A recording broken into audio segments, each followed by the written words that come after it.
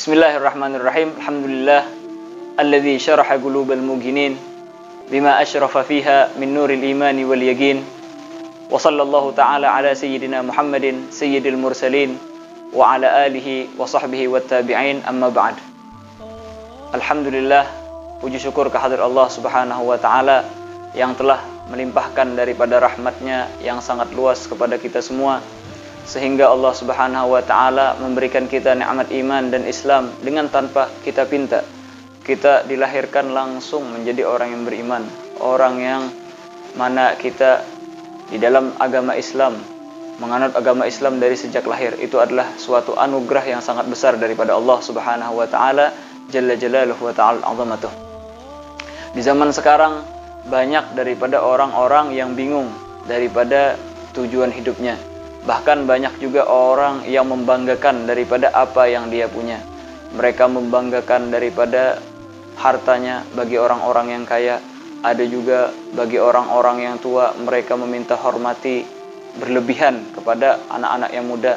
Anak muda mengedepankan daripada kekuatannya, egonya. Ada juga daripada orang yang perkasa, hebat berantem, mereka mengedepankan daripada kehebatannya tersebut, memamerkan daripada itu semua. Bahkan orang-orang berilmu, mereka memamerkan daripada ilmunya, yang mana mereka itu lupa dengan apa tujuan daripada hidupnya. Apakah mereka hidup cuma di dunia sementara, ataukah kita katakan ada hisab nanti, ada akhirat yang bakalan mereka tuju. Akhirnya bahkan sekarang banyak ajaran-ajaran yang bukannya mendekatkan kepada Allah Subhanahu wa taala dan Rasulnya, bahkan ajaran tersebut menjauhkan orang daripada Allah Subhanahu wa taala dan Rasulnya. Mereka mengajarkan katanya ma'rifat, mengajarkan ini, itu, dan lain sebagainya, yang mana akhirnya mereka menyombongkan diri mereka dan mengatakan daripada bahwasanya orang lain itu tidak ada apa-apanya, ilmunya cuma secuil, itu cuma kulit dan lain sebagainya. Padahal apa sih tujuan daripada ilmu tersebut? Rasul sallallahu alaihi wasallam bersabda, "Man isdada ilman wa lam yazdad hudan, lam yazdad minallahi ta'ala illa bu'da." Barang siapa yang bertambah daripada keilmuannya tetapi tidak bertambah daripada petunjuk daripada Allah Subhanahu wa taala, maka ilmu tersebut bukannya menambahkan dia dekat kepada Allah Subhanahu wa taala dan Rasulnya, bahkan itu menjadikan orang tersebut jauh. Maka kita lihat daripada ilmu, apabila ilmu tersebut mendekatkan seseorang kepada Allah Subhanahu wa taala dan Rasulnya, maka ilmu tersebut adalah ilmu yang bermanfaat. Apabila ilmu tersebut walaupun kelihatannya adalah sesuatu yang kayaknya luar biasa, tetapi itu malah menjauhkan seseorang kepada Allah Subhanahu wa taala dan Rasulnya, maka itu ilmu kita katakan lam yazdad minallahi subhanahu wa taala illa bu'da. Makanya kita di sini ketika belajar kita lihat guru tersebut, apabila dia mengajarkan dengan benar, mendekatkan kita kepada Allah Subhanahu wa taala dan Rasulnya, maka ikuti guru tersebut. Kalau seandainya malah menjauhkan, hati-hati dengan guru tersebut. Kalau seandainya guru tersebut menjadikan seseorang taat, beribadat kepada Allah Subhanahu wa taala, ikuti daripada guru tersebut.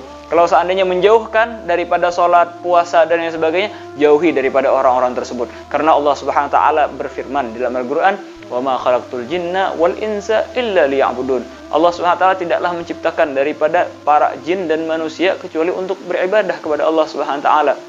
Sampai-sampai Sayyidina Thauban, beliau adalah salah seorang daripada sahabatnya Rasulullah sallallahu alaihi wasallam yang luar biasa.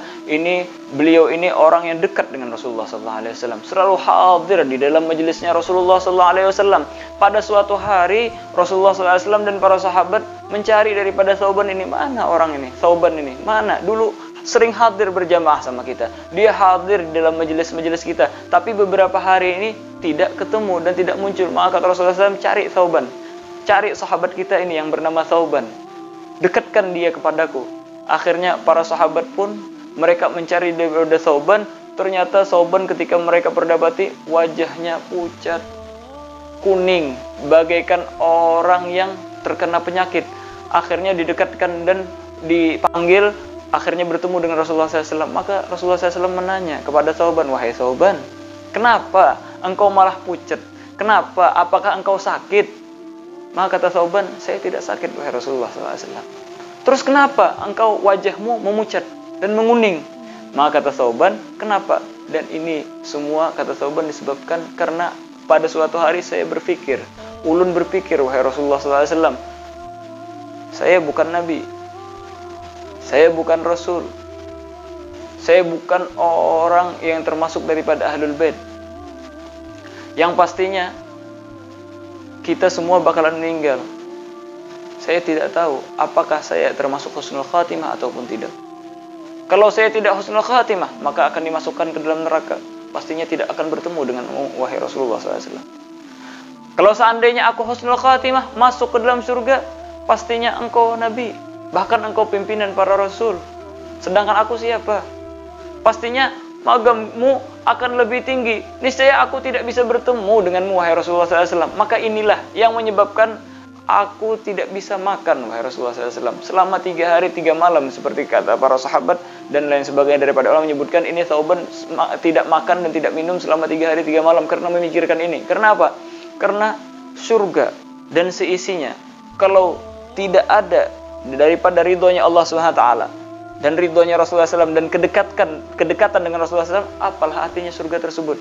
Apakan lagi cuma sekedar ilmu sampai di sini, sampai di sana, merasa ini dan lain sebagainya. Kalau ilmu tersebut menjauhkan antara dia dengan Allah SWT dan Rasulnya, tidak ada gunanya. Surga pun dengan kenikmatannya, kalau tanpa itu semua, tanpa keridhoannya Allah SWT dan Rasulnya, dan tanpa kedekatan dan hubungan dengan Rasulullah SAW, tidak ada gunanya. Maka Rasulullah SAW pun terdiam. Maka Allah SWT langsung menjawab daripada keluhan Thauban tersebut. Kata Allah SWT berfirman, وَمَنْ يُطِعِ اللَّهَ وَالرَّسُولَ فَأُولَٰئِكَ مَعَ الَّذِينَ أَنْعَمَ اللَّهُ تَعَالَى عَلَيْهِمْ مَعَ الَّذِينَ أَنْعَمَ اللَّهُ عَلَيْهِمْ مِنَ النَّبِيِّينَ وَالصِّدِّيقِينَ وَالشُّهَدَاءِ وَالصَّالِحِينَ. Barang siapa yang taat kepada Allah SWT dan taat kepada Rasulullah SAW, maka mereka akan dikumpulkan beserta para anbiya, para syuhada dan para salihin. Maka mereka adalah teman-teman yang paling baik teman. Jadi kalau kita mau dekat dengan Allah SWT, dekat dengan Rasulullah SAW, dekat dengan para anbiya, seperti yang terjadi dalam kejadian di cerita ini seperti Thauban, maka hendaknya kita mendekatkan diri kepada Allah SWT dengan taat kepada Allah SWT. Dan ini bulan Ramadan adalah waktu yang sangat tepat untuk kita mendekatkan diri kepada Allah SWT. Karena Allah SWT mengajarkan kepada kita di sini untuk bagaimana kita melawan daripada hawa nafsu kita. Coba kita lihat, makan dan minum adalah sesuatu yang diperlukan oleh jasad kita. Kita kalau tidak makan 3 hari 3 malam mungkin bisa meninggal dunia, atau 4 hari 4 malam bisa meninggal dunia. Ini kita makan dan minum bisa kita tinggalkan, padahal itu sesuatu yang kita hajatkan, sesuatu yang kita perlukan. Apakan lagi yang lain? Bukan sesuatu yang bisa menjadikan kebutuhan daripada tubuh kita. Maka di sini adalah pengajaran yang luar biasa untuk kita melawan daripada hawa nafsu yang mendekatkan daripada ketaatan kepada Allah Subhanahu wa taala dan Rasulnya.